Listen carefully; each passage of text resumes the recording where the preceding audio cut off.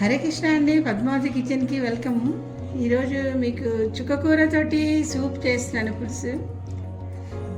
అయితే దీనికి కావాల్సినవి ఏంటంటే, ఇది ఒరిజినల్గా పుల్లగా ఉంటుంది కాబట్టి అయినా సరే మనకి చింతపండు ఒక బొట్ట కానీ 2 బొట్టలు జ్యూస్ తీసి వేస్తాం.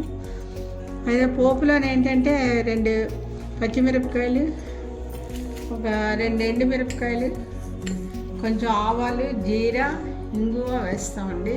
రుచికి సరిపడే ఉప్పు వేస్తాం. ఈ రైస్ ఫ్లవర్ 2 చెంచాలు పల్చగా కలుపుకొని నీళ్ళలోనే, అది కూడా పిండి పెడతా ఉంటాం కదా, అది వేయడం వల్ల మీకు ఏంటంటే పులుసు అత్తుకున్నట్టుగా ఉంటుంది అనమాట. లేకపోతే ఇలా నీళ్ళకి నీళ్ళు ప్రసాదంగా ఉంటుంది.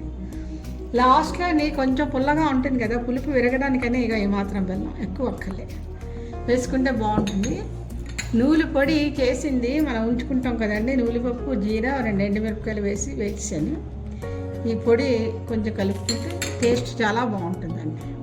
ఇది మీరు రైస్లో తినచ్చు, చపాతీకి కూడా చాలా బాగుంటుంది. 3 కట్టలు తరిగితే ఈ మాత్రం ఆకు వచ్చిందండి. ఇందులో కాడలు అంటే ముదరగా మీకు అనిపిస్తే కానీ ఈ కాడ కూడా మీకు పొయ్యి మీద పెట్టగానే బాగా సాఫ్ట్గా అయిపోతుందండి. అందుకే నా కాడలు మటుకు పారికండి. ఇక చూడండి, నూనె వేస్తాను, ఎక్కువ వేలే 2-3 చెంచాలు వేసాను.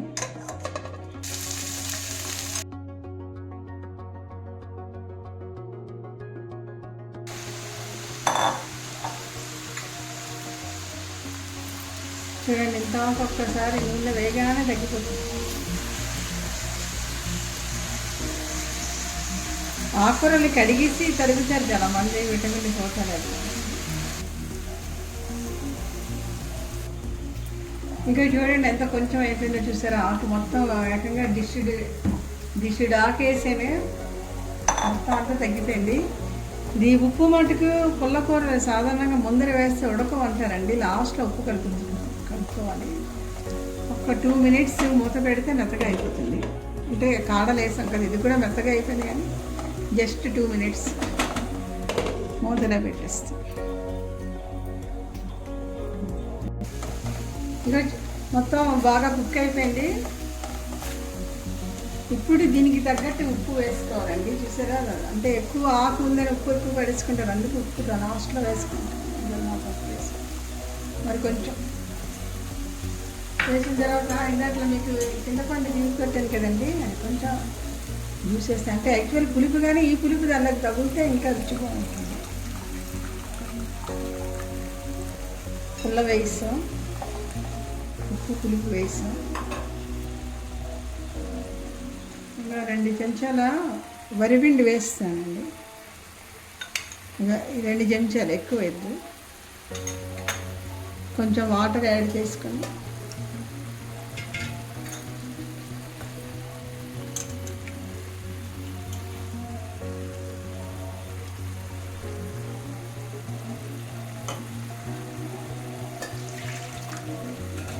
ఇలా పల్చగా కలుపుకుందాం.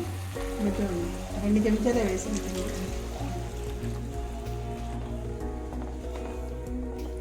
కొంచెం వాటర్ వేస్తాను.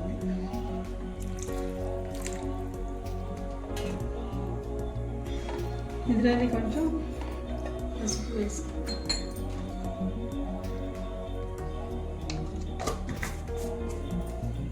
అలాగే చౌచౌకి కొంచెం బెల్లం వేయమన్నాను, అంటే పుల్లగా ఉంటుంది అనేసి కొంచెం మాత్రం బెల్లం వేసుకోండి. బెల్లం నచ్చకపోతే మీరు అవాయిడ్ చేయొచ్చు. కొంచెం నూనె పొడి వేస్తున్నానండి, బాగుంటుంది.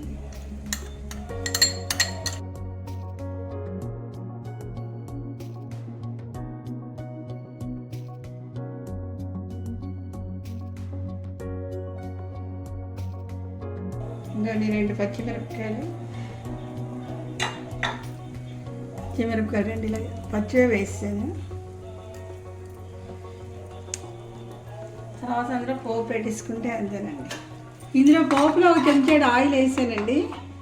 కొంచెం 1 చెంచాడు ఆవాలు, జీరా, 2 ఎండుమిరపకాయలు, కొంచెం ఇంగువ, కొంచెం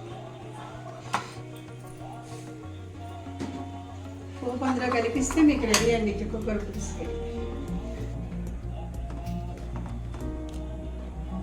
చూసారా, కన్సిస్టెన్సీ ఇలా ఉంటే బాగుంటుంది, మరి చిక్కగా అయితే బాగుంది పులుసు. ఇంకోటండి పోపు వేగిపోయింది. చిటపటలు ఆడే వరకు ఉంచండి, లేకపోతే చేదు వస్తుంది. ఇవ్వదండి కొంచెం రంగు మారాలి. వేగిపోయిందండి. ఇక పోపులో గుమ్మగుమ్మలు ఆడుతూ మీకు చుక్కకూర పులుసు రెడీ. చాలా టేస్టీగా ఉంటుందండి. అయిపోయింది. ఒక గుడ్డు గుడ్డితే చూడండి, అంత కొంచెం పిండి పెట్టినా చూసారా మీకు, అంత వాటర్ వేసినా సరే చిక్కగా వస్తుంది. అందుకే వరిపిండి ఎక్కువ పెట్టికండి బాగుంటుంది.